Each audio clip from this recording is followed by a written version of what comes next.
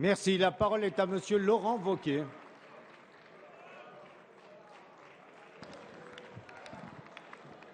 Monsieur le Premier ministre, 3,2 millions de demandeurs d'emploi.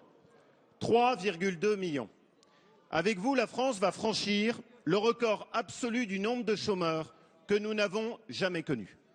Et pendant ce temps-là, de quoi débattons-nous dans l'hémicycle? Nous débattons d'une loi sur les tripatouillages électoraux. Et dans ce contraste, toute votre politique est résumée. Ce chiffre est le signe de votre échec. Ce chiffre est le symbole de votre incapacité.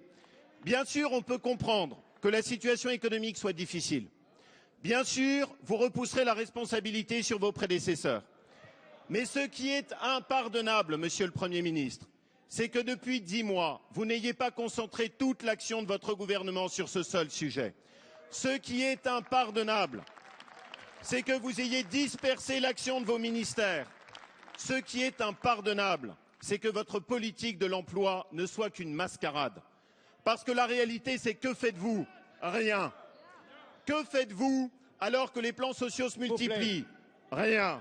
Un crédit d'impôt compétitivité pour 2014. Que faites-vous en matière d'emploi des jeunes?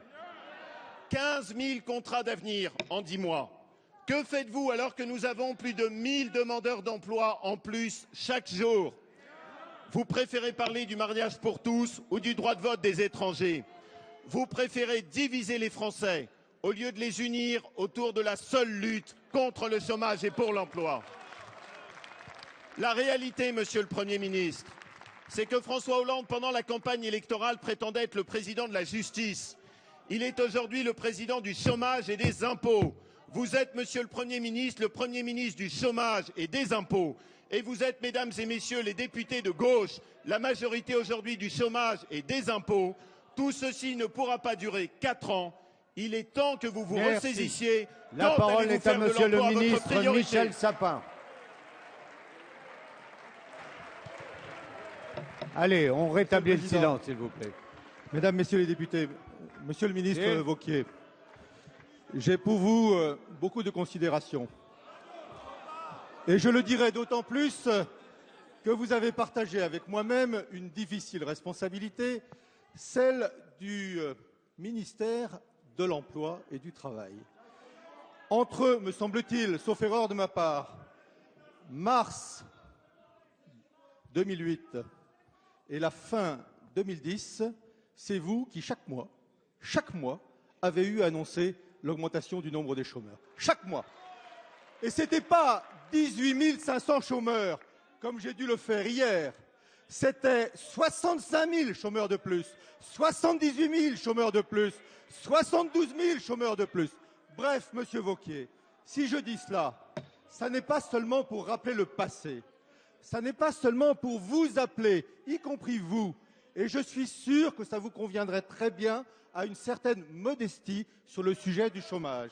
Si je le fais, Monsieur le député, Monsieur le ministre, c'est pour vous dire et dire à l'ensemble de ceux qui nous regardent que cette question du chômage, cette montée, malheureusement jusqu'à présent, inexorable du chômage, elle date de juillet 2008. 1 million de chômeurs, 1 200 000 chômeurs de plus. Ça devrait tous nous rendre ici modestes et en même temps volontaires pour agir. Il ne sert à rien, Monsieur le ministre, de vouloir tourner en dérision telle ou telle mesure. Vous voulez qu'il y ait plus d'emplois d'avenir? Alors faites le travail comme élu local, comme représentant d'un département, comme responsable politique. Vous voulez qu'il y ait plus de contrats de génération? Alors allez-y, parlez-en dans les entreprises. Vous verrez, ça va marcher à fond. Vous pensez que le CICE n'est pas assez connu? Alors allez l'expliquer dans les entreprises et vous allez voir, ça va marcher. Nous agissons, vous ne faites